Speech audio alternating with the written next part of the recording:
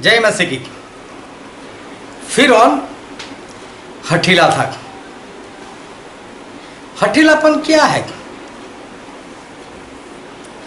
क्या आपके अंदर हठीलापन है? इस वीडियो को अंत तक देखना। हठीलापन क्या है? एक परिवार था और परिवार की जो आर्थिक परिस्थिति थी वो बहुत ही डामाडोल थी। डामाडोल इसलिए थी कि हुआ ऐसा था कि भाई साहब थे तो इंजीनियर, कमाई भी अच्छी थी, किराए के घर से रहते थे और उन्होंने एक फ्लैट खरीद लिया, लोन ले ली, लोन भी हो गई। बच्चे छोटे थे, इंग्लिश मीडियम स्कूल में पढ़ते थे। लोन पास हो गई, घर मिल गया, फ्लैट में रहने के लिए चले गए, नौकरी छूट गई। नौकरी छूट गई, कमाई चली गई। अभी घर का इंस्टॉलमेंट कैसे भरेंगे? इंस्टॉलमेंट पर इंस्टॉलमेंट। बच्चे स्कूल में पढ़ते हैं, उनकी फ़ीस वो भी इंग्लिश मीडियम में, उसमें खर्चा भी ज़्यादा होता है, वो खर्च निकालना है। साथ में खुद को खाना पीना भी है। कभी इधर से कुछ पैसे ले लिए किसी के पास से, कभी इधर से किसी के पास से ले लिए। किसी के पास 5,000, किसी के पास 10,000, किसी के पास 1,000, 2,000। इंजीनियर थे, सोच रहे थे आज जॉब मिल जाएगी, कल जॉब मिल जाएगी। 2 साल ऐसे ही बीत गए। 2 साल में बहुत ही कर्जदार हो गए। 2 साल के बाद उनको जॉब मिल गई। जॉब मिल गई अपना स्टेट छोड़कर किसी और जगह पर। अभी बच्चे की पढ़ाई यहाँ पर चल रही है, तो बच्चे और पत्नी यहाँ पर रहते। ये भाई साहब स्टेट बदल कर दूसरी जगह पर रह रहे। तनख्वाह अच्छी थी एक परिवार के गुजारे के लिए, लेकिन अभी उनको तो वहाँ पर खुद का रहने का खर्च निकालना है, खुद का खाने पीने का खर्च निकालना है, फिर यहाँ पर इन लोगों के लिए भी पैसा भेजना है। अभी उनकी जो कमाई थी उससे इतना ही हो पाता था कि दोनों लोग शांति से खा भी सकते थे बस। लेकिन इंस्टॉलमेंट कैसे भरे? लोगों के पास जो पैसे लिए वापस कैसे करें? बहुत ही तंग आ चुके।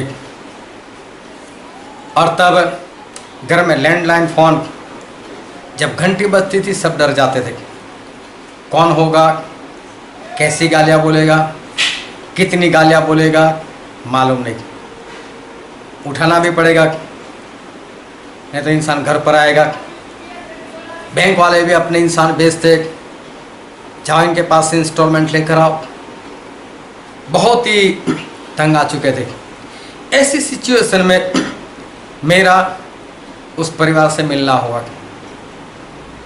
उनको हौसला दिया कि परमेश्वर करेंगे। क्रिसमस का वक्त था, ये बहन के पति छुट्टी लेकर अपने घर पर आए। मुझे पक्का मालूम है दिसंबर 26 तारीख मंगलवार का दिन था, 2006 साल, और मेरा उनका मिलना हुआ। मैंने उनके पति से पूछा, भाई साहब मैं आपके लिए क्या प्रार्थना करूं, आप क्या चाहते हो? और उन्होंने मुझे बताया कि सारी परिस्थिति बताई। बोले ऐसी ऐसी परिस्थिति है, मैं फ़ौरन जाना चाहता हूँ।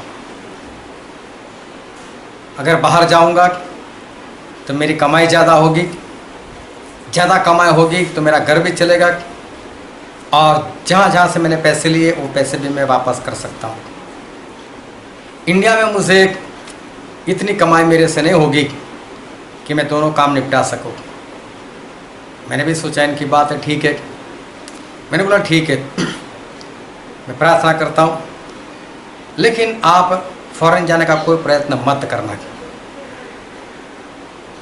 मुझे बोला क्यों? बोला परमेश्वर करेंगे, और परमेश्वर आपको डायरेक्ट बुलाएंगे।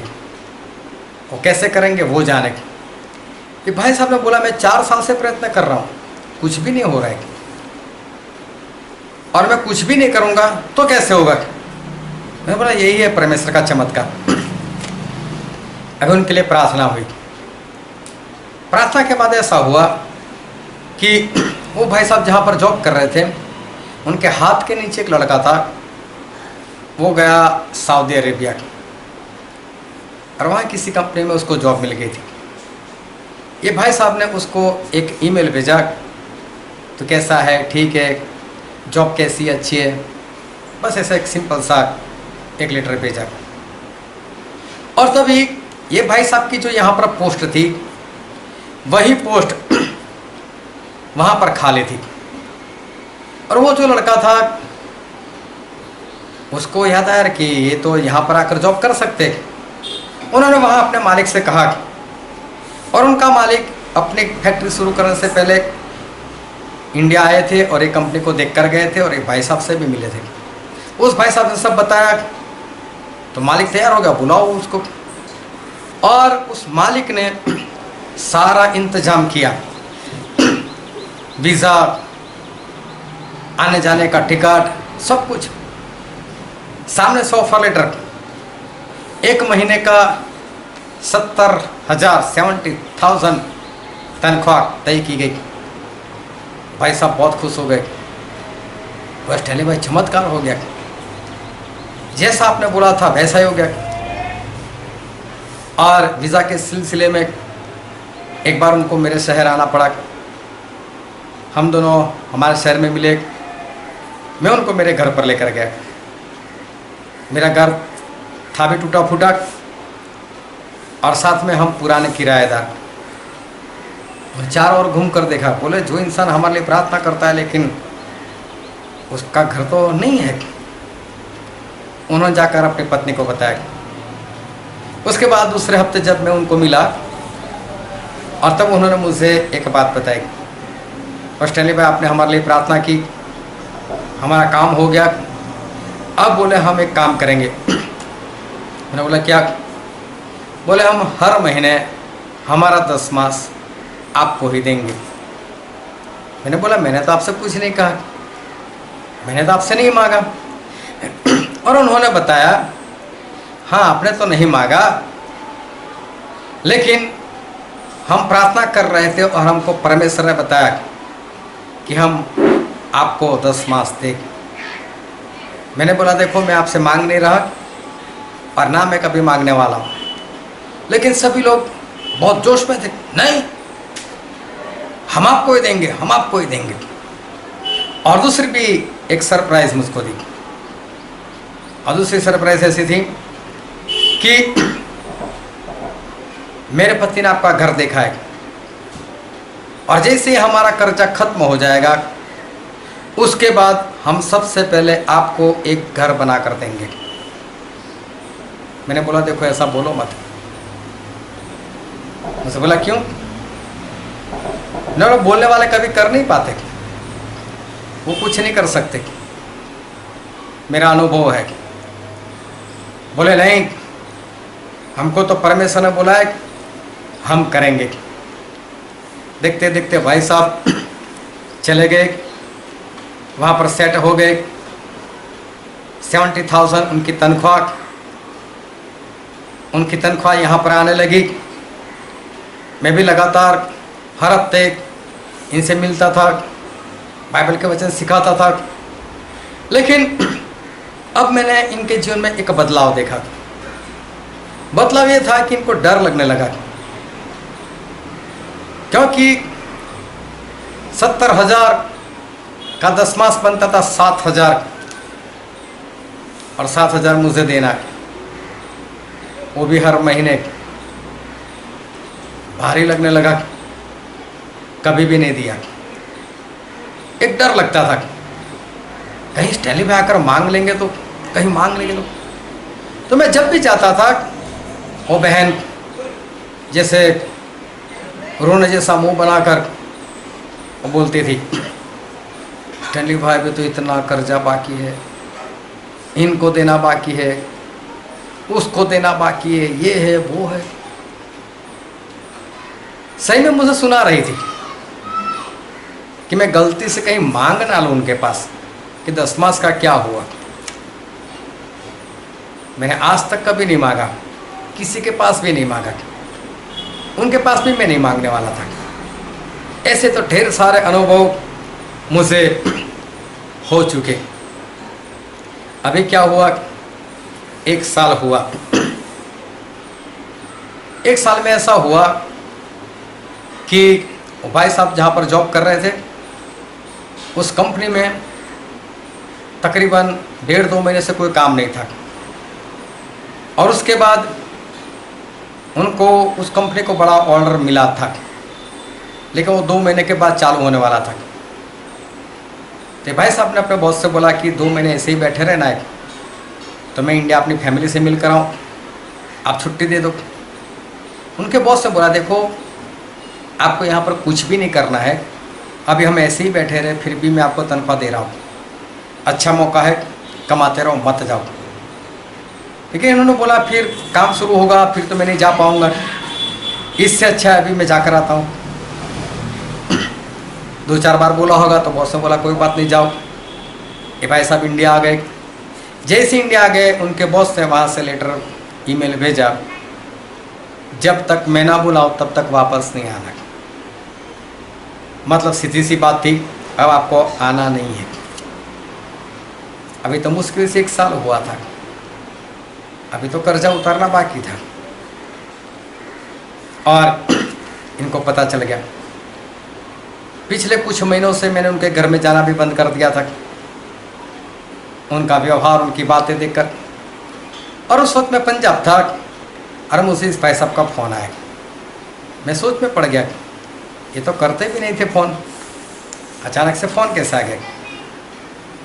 और दूसरे दिन मुझे पंजाब से वापस गुजरात आने के लिए निकलना था, उनका फ़ोन आया। बोले कहाँ हो? मैंने बोला मैं पंजाब में हूँ। क्या हुआ? बोला आपकी बहुत ज़रूरत, आप घर पर आओ। मैं सोच में पड़ गया, इनको क्या ज़रूरत है। और उन्होंने बताया मेरी जॉब छूट चुकी है, पहले भी आपने मेरी नैया को पार लगाया था, इस बार भी आप ही लगाओ। चलो, पंजाब से आने के बाद मैं उनके पास चला गया। मैंने उनको कुछ नहीं कहा कि आपने जो वादा किया था कुछ भी नहीं किया आपने, फिर तो ऐसा होना ही था, कुछ नहीं बोला। एक बार फिर से प्रार्थना की कि परमेश्वर इनको भेजो। एक बार फिर से चमत्कार, एक बार फिर से उनका जाना हुआ। और अब उनकी तनख्वाह थी 1 महीने की 1.5 लाख, 1,50,000। उन्होंने बताया आप हमारे घर आते जाते रहना। फिर मैं जाने लगा, फिर वही बात। अभी तो 1 महीने का 10 मास बनता है 15,000। वापस उनको डर, 15,000 दे देने का है। वापस वही बातें, इतना कर्जा, ये देना है, वो देना है, बहुत तंगी में है, ये है, वो है। मैं समझ गया, मैंने उनके घर जाना बंद कर दिया। और चलते चलते कुछ साल जो है वो बीत गए, वो भी तरक्की पर तरक्की करते रहे। एक बार मुझे पता चला कि उनका 1 महीने की तनख्वाह जो है 3.5 लाख तक पहुंच गई। कभी उनका फ़ोन नहीं आता था, कभी मुझे याद नहीं करते थे, कभी भी मैं उनके घर भी जाता नहीं था। ऐसे करते करते बढ़ते गए। इंसान जो होता है वो ऐसा ही करता है। फिरौन जो था वो यही करता था। क्या करता था फिरौन? हम बाइबल में देखते किस तरह से फिरौन हठीला था। और बाइबल से हम देखते हैं निर्गमन का पुस्तक, उसका 8वां अध्याय और उसका 8वां पद। और परमेश्वर की ओर से मिस्र देश में विपत्ति आई थी और पूरे मिस्र देश में मेढक मेढक मेढक हो गए थे। और फिरौन जो है वो मूसा को बुलवाते, और मैं पढ़ता हूँ 8वां पद। फिरौन ने मूसा और हारून को बुलवा कर कहा, यहोवा से विनती करो कि वह मेढकों को मुझसे और मेरी प्रजा से दूर करे, और मैं इज़राइली लोगों को जाने दूंगा जिससे वे यहोवा के लिए बलिदान करें। देखो, फिरौन विपत्ति में फंस गया। खाने में मेढक मेढक, सोने में मेढक, जहां जाओ वहां मेढक मेढक मेढक। क्या करूं, कैसे जीऊं? मूसा को बुलाया, हारून को बुलाया, जल्दी से मेरे लिए प्रार्थना करो, मेढक को दूर करो, यहां से भगाओ और मैं आपको आज़ाद कर दूंगा, आप चले जाओ चले जाओ। और मूसा ने वैसा ही किया, परमेश्वर से प्रार्थना की और परमेश्वर ने सारे मेढकों को खत्म कर दिया। और फिर बाइबल में क्या लिखा है? परंतु जब फिरौन ने 15 पद उसका, परंतु जब फिरौन ने देखा कि अब आराम मिला है, तब यहोवा के कहने के अनुसार उसने फिर अपने मन को कठोर किया और इज़राइल लोगों को नहीं जाने दिया। विपत्ति, प्रभु प्रभु प्रभु मेरा काम करो, मेरा काम करो। जैसे विपत्ति चली गई, हाँ कौन यहोवा, मैं नहीं जाने दूंगा। इस तरह से फिरौन ने हठीलापन किया। फिर एक विपत्ति और उनके ऊपर आ गई। मक्खियाँ मक्खियाँ, जहाँ देखो वहाँ मक्खी। और फिरौन वापस मूसा और हारून को बुलाते। और देखो बाइबल में क्या लिखा है, निर्गमन 8 उसका 31वां पद। और यहोवा ने मूसा के कहे के अनुसार डांसों को, मतलब मक्खियों के झुंड को फिरौन और उसके कर्मचारियों और उसकी प्रजा से दूर किया, यहाँ तक कि एक बिना मक्खी रही। सब परमेश्वर ने दूर कर दी। फिरौन ने बुलाया, मूसा जल्दी से दूर कर। और मूसा ने परमेश्वर से प्रार्थना की, परमेश्वर सब कुछ दूर कर दिया। फिर लिखा है, तब फिरौन ने इस बार भी अपने मन को कठोर किया और उन लोगों को जाने न दिया। एक बार फिर फिरौन ने मन को कठोर किया। बार बार फिरौन ऐसा करता था। विपत्ति आती थी, मूसा को बुलाते, मूसा दूर करो दूर करो। और जैसे विपत्ति दूर, मैं नहीं जाने दूंगा। पहले बोलते मैं जाने दूंगा, विपत्ति को दूर करो। और जैसे ही विपत्ति दूर, ये हठीला बन जाता था। और आखिर में फिरौन जो है वो उस लाल समुंदर के अंदर डूबकर वो मारे गए, वो वहाँ पर खत्म हो गए। इस तरह से फिरौन जो है वो खत्म हो गए। कुछ साल बीत गए। वो परिवार पैसों में तो बहुत ही आगे बढ़े। कभी मुझे याद नहीं किया, कभी फ़ोन नहीं किया।